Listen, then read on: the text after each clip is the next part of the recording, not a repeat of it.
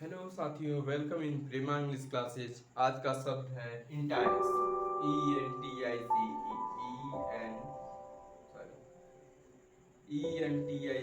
Entice. Entice entice या इसका parts of speech क्या है? इसका पार्ट्स ऑफ स्पीच वर्ब है। ENTIC, entice. इंटाइस इसका पार्ट्स ऑफ स्पीच वर्ब है।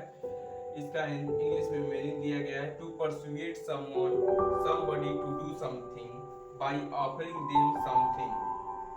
बाय ऑफरिंग देम समथिंग यानी किसी व्यक्ति को कोई चीज देकर लुभाना, यानी कि लुभाना, किसी काम को करने के लिए। To persuade somebody to do something यानी कि किसी व्यक्ति को कोई चीज करने के लिए मनाना।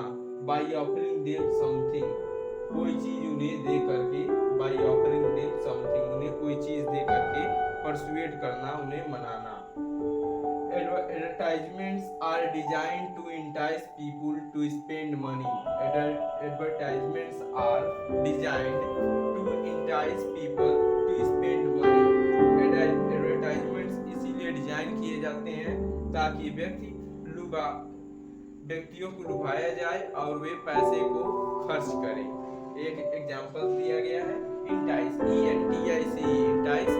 इसका पार्ट्स ऑफ स्पीच वर्ब होता है यानी कि यह इंग्लिश लैंग्वेज में वर्ब की तरह यूज की जाती है। इंटाइस इंटाइस मतलब किसी चीज व्यक्ति को कोई चीज देकर लुभाना। ENTIC, आई थिंक आपको ये वर्ड अच्छे से समझ में आया होगा। इंटाइस इंटाइस अंग्रेजी भाषा में वर्ब की तरह यूज किया जाता है।